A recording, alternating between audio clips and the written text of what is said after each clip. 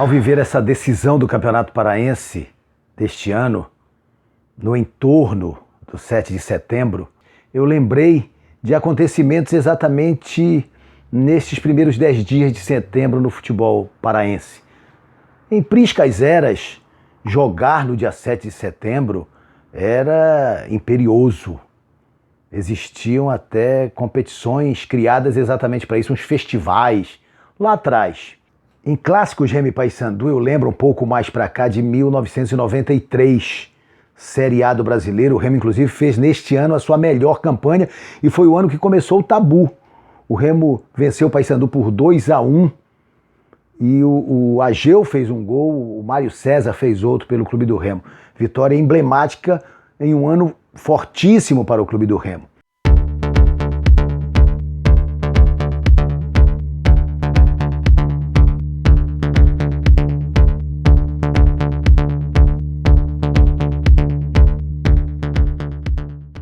Mais adiante, em 2001, foi o Paysandu, no ano que foi bicampeão da Série B, foi o Paysandu que venceu neste período, nesta primeira quinzena de setembro, o Remo por 3-1. O Jobson fez gol, o Van Dijk fez gol, Albertinho fez gol para o Paysandu. Vitória no ano de um título emblemático para a equipe do Paysandu e que provocou toda aquela sequência vitoriosa no início dos anos 2000 para a equipe bicolor. Algumas lembranças importantes desta data, que é comemorativa, é festiva, é cívica, mas é futebolística também, e este é o nosso foco.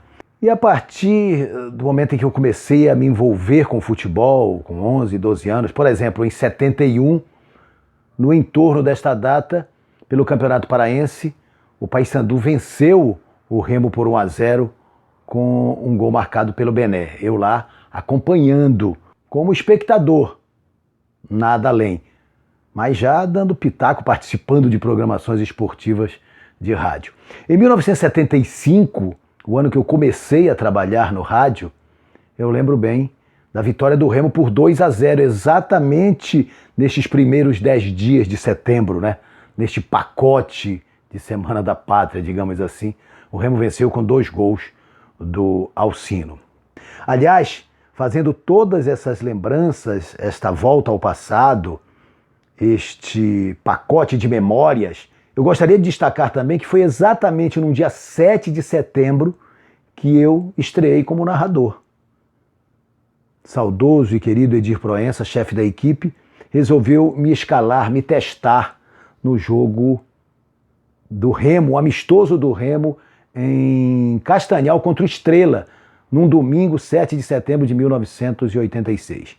O Remo empatou esse jogo em 1-1, o Paulo de Tarso fez o gol do Remo nesta partida.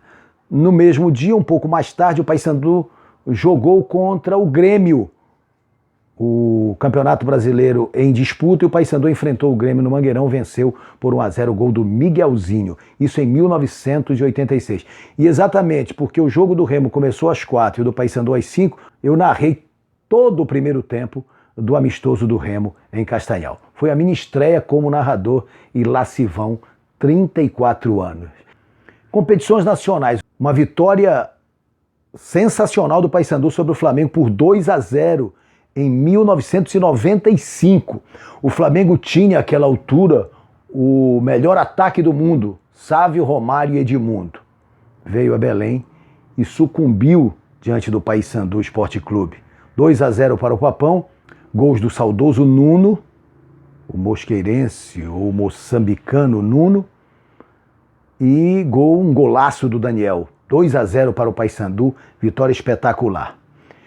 E um pouco mais na frente, em 1999, o Remo venceu o Avaí por 7-1. Foi isso mesmo, 7-1. O Remo protagonizando aquilo que a Alemanha nos fez em 2014. 7-1 para o Remo, em cima do Avaí pelo Campeonato Brasileiro, com o Ney Sorvetão fazendo 2 gols. Teve gol também do Anderson, teve gol do Balão, um time mesclado, mais regional, e o Remo tem esta vitória acachapante, esta goleada em cima da equipe do Avaí por 7-1.